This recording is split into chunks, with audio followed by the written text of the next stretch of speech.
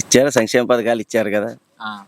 ఇప్పుడు సంక్షేమ పథకాలు మాకు ఉపాధి కావాలి, పథకాలు ఎందుకు మాకు అని చెప్పేసి కొంతమంది ప్రశ్నించడం జరుగుతుంది కదా. మాకు ఉద్యోగాలు లేవు, ఎందుకు ఇవ్వాల? 4 లక్షల ఉద్యోగాలు ఇచ్చాంగా సచివాలయాల ద్వారా.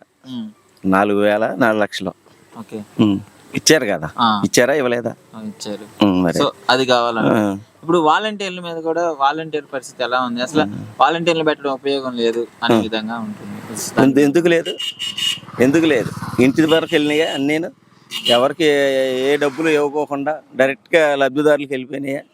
లబ్ధిదారులకు వెళ్ళినాయా లేవా? సరే, కొంతమందికి ఇప్పుడు అందరికీ నచ్చాలని ఉండదు కదా.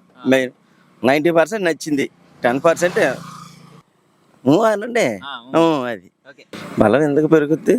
నాకు 2019లో అట్టాగే ఉందిగా. 2019లో వచ్చారుగా వాళ్ళు, అందరు కలిసే వచ్చారు. 2019లో లేదు, 24 సేమ్ టు సేమ్. ఇంకా గ్రాఫ్ పెరిగింది కదా మాకు. ఆయన జడ్పీ అనుభవం ఉంది కదా, దాదాపు 3 సంవత్సరాలు జడ్పీ చేశారు.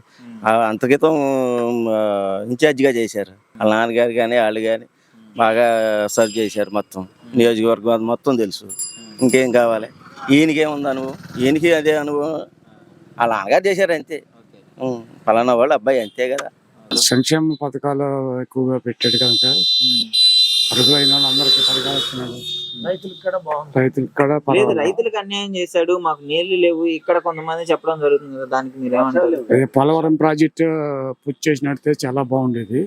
నేను దానికి కొంచెం రైతులు బాధపడుతున్నా. ఎందుకంటే గతంలో ఆ నాన్నగారు రాజశేఖర రెడ్డి గారు పోలవరం ప్రాజెక్టు నిర్మించింది ఆయనే.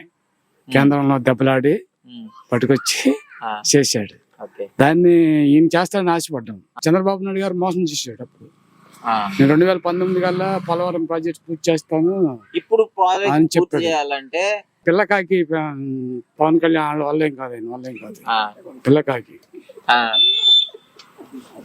అనుభవం లేదు దానికి. ఏదో సినిమా డైలాగులు, అక్కడ దెబ్బ ఇక్కడ దెబ్బ, అక్కడ మీటింగ్ ఇక్కడ మీటింగ్ పెడితే రాజకీయ ఇచ్చేషన్ అవుతాడా? అవడం చాలా బలం చాలా దాని పార్టీ. మరి ఇప్పుడు జగన్ గారు కూడా 2019 అంటే కొన్ని హామీలు ఇచ్చారు. మేము మందు నిషేధం చేస్తాను, ప్రత్యేక హోదా చేస్తాను, ఇంకా కొన్ని పథకాలు ఇస్తాను అని చెప్పేసి కొన్ని చేయలేదు అనే విధంగా అనిపిస్తుంది. కొన్ని ఆయన అన్ని చేసుకుంటూ వచ్చాడు, కొన్ని అంటే ఏం చేయలేదు. అన్ని అన్నా మేడ ప్రకారం చేసుకొచ్చాడు. 90% రైతులు గ్రామీణ ప్రాంతాల్లో ఎవరికి ఓటేస్తే ఆ గవర్నమెంట్ వచ్చింది. కొంచెం ఆయన మైనసే కంపల్సరీ. లేదు, ఈయన జడ్పీసీ చేశాడు, జిల్లా పరిషత్ చేస్తున్నారు. ఇప్పుడు ప్రతి గ్రామానికి చెరువులకి నీళ్లు వాటర్ సప్లై చేస్తున్నాడు. నీళ్లు పుష్కరంగా పెట్టుకుని చెరువులు తవ్వుకోమని డబ్బులు శాంక్షన్ చేస్తున్నాడు. మాకు 5 లక్షలు మా చెరువుకి శాంక్షన్.